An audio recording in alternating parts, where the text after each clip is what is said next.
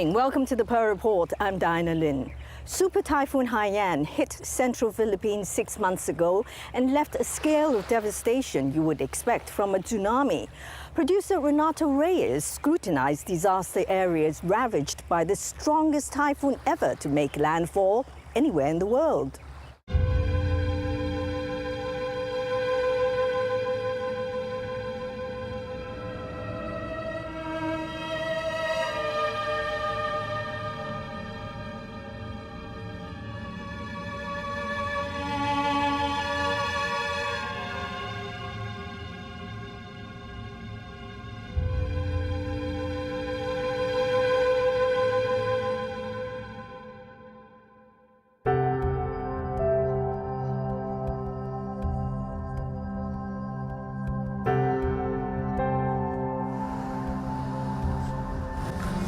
Cornelio, a salesman, and his family live along the coast of Tacloban City. This is the only one left, a shrine for Mama Mary. His house was swept away by Typhoon Haiyan, known as Yolanda in the Philippines. His family ignored warnings to evacuate until a storm surge came. We went straight up here. Here we were all together with evacuees, about 50 plus. This two-story house is one of the few concrete structures here. Water was already up to here.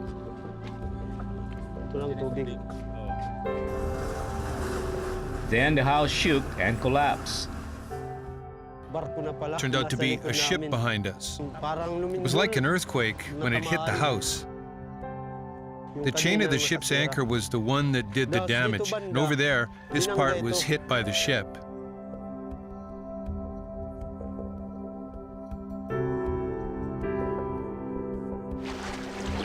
Then a huge wave swept people off the house.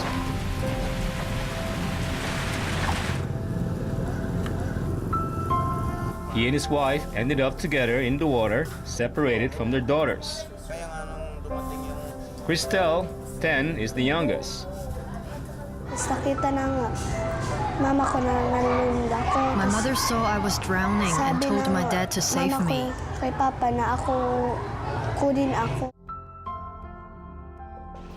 But after I saved my daughter, I didn't see my wife anymore. My mother drowned. His sister survived, but her grandmother drowned as well. She'd wake me up at around 2 a.m. just to cry. I asked her why, but she just cried. She seemed to have been traumatized. Because she knows how I had to save her. If I didn't save her, her mother would have been alive and she would have been dead.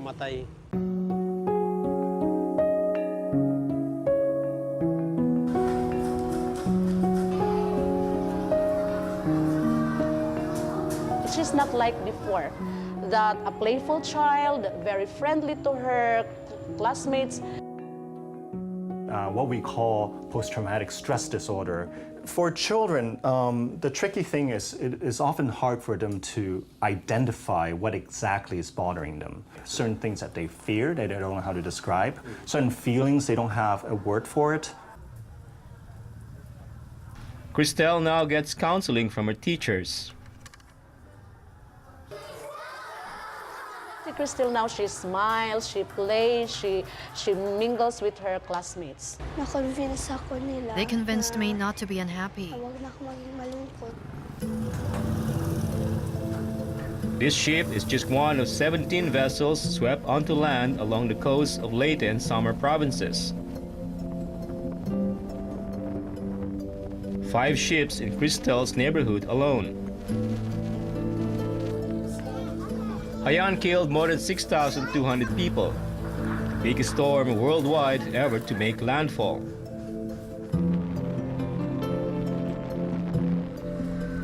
If it was only an ordinary typhoon, this would not be brought in here.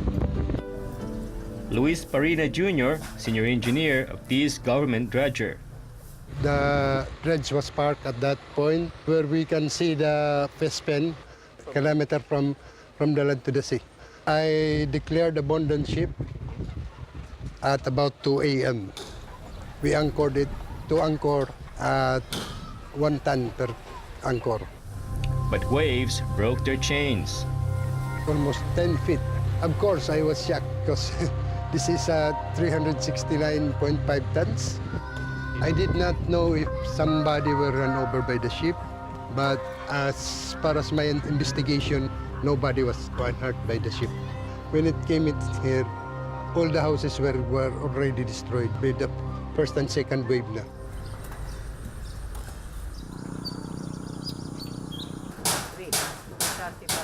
Hi, Mom.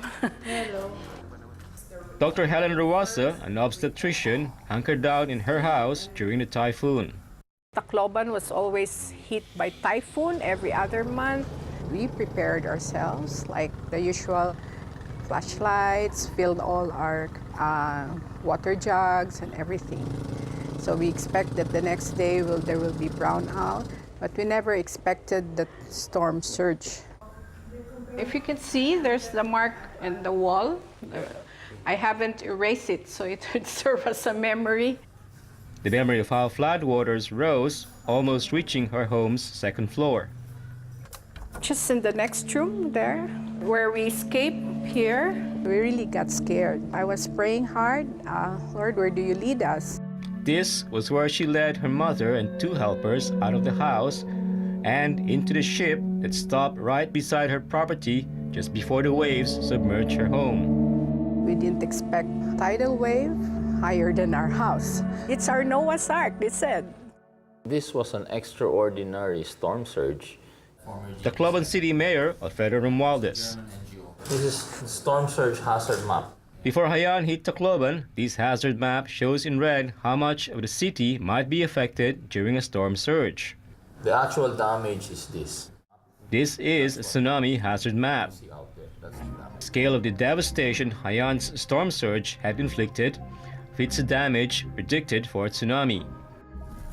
A Category 3 disaster is classified by the World Health Organization on par with the 2004 Indian Ocean tsunami and the 2010 Haiti earthquake. The power of the storm surge was equal to that of a tsunami. Tacloban's terrain only made the storm surge worse. We're surrounded by 2 bays, and the bays are very shallow. The water was easily displaced. And funneled into the city. It actually enhanced the typhoon, so the effect on us was really devastating.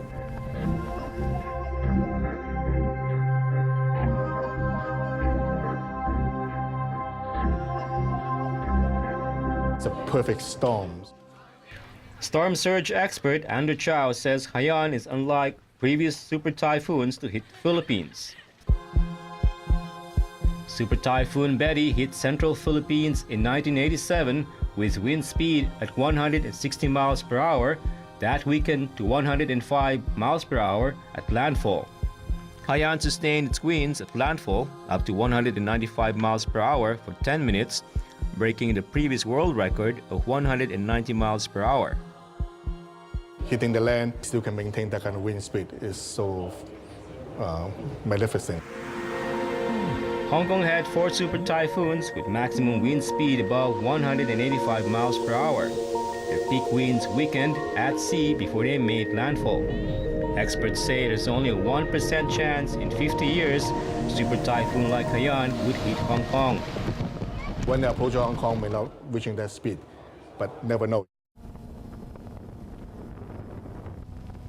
Dito po ay 25 person ang namatay. Among Haiyan's 6,200 fatalities, 2,000 were in Tacloban City, the hardest hit area, more than 700 load in the city's San Jose district. This used to be teeming with 5,000 squatter shanties. All the wooden light structure houses are gone. What you see remaining here are people rebuilding. Our house before. Joni, a fisherman, stayed behind to guard his house, but evacuated his wife and kid to school. We were just expecting wind and rain. We didn't expect the waves to come to us. I was swept away by the waves towards that building. I rolled. It was dark. We didn't know if our world had ended. I was crushed by a gate. Around 2,700 people are still missing after the typhoon. We've searched on the ground in this area before. Sarah Grosh heads a volunteer canine unit made up of local and foreign sniffer dogs. The water's starting to recede, so we're finding lots of bodies in the swampy, muddy areas. Daily average between 2 and 10.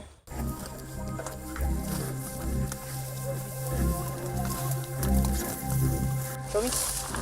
Show me. Ah, good boy. Good boy. Do you have your bones? The dog found a skull here, and over at this side, a thigh bone. Bones already, but the other one they found in the water. 4 bodies were found on this day. Right after the typhoon, most of the dead were hastily buried in mass graves before they were identified to prevent the spread of disease. Her body was found in a pile of wood and debris. Fisherman Sigfredo Fabi and his wife stayed behind but were swept away. His wife drowned and her body ended up in a mass grave before he could bury her. We couldn't visit the grave because we're hard-pressed for money. So we took him there, less than an hour from his home. This is the first time I've been here. My wife was just under this earth. At least 700 bodies are believed buried in this mass grave. Those identified are given a resting place that Sigfredo also hopes for his wife.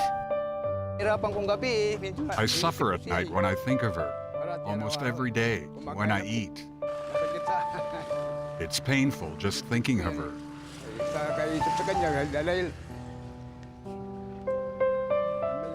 We had a beautiful marriage.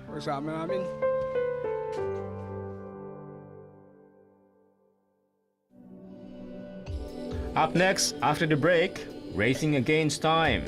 We don't have enough temporary shelters. Housing survivors before the typhoon season. A lot of children are getting sick as a result of the living condition. And an industry uprooted by Haiyan. 9 out of every tree is down. Stay with us.